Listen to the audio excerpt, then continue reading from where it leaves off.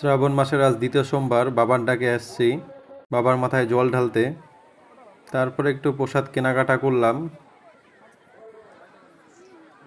কেনাকাটার পরে একটু মেলাটা ঘুরে দেখছিলাম। শুনেছি বাবা না ডাকলে নাকি সেখানে আসা যায় না। আমি এটাই এখন মানি বাস্তব, তাই বাবার ডাকেই আজ আসতে পেরেছি। এসে আমি ভীষণ খুশি। হর হর মহাদেব।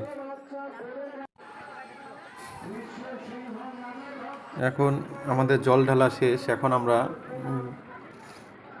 মন্দির থেকে বের হচ্ছি।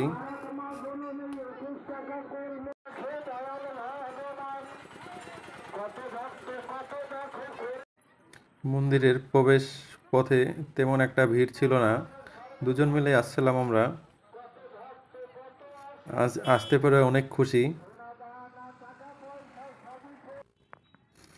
বাবার ইচ্ছাতেই আসতে পেরেছি। হর হর মহাদেব। এটা হলো সেই মন্দিরের প্রবেশ পথের গেট।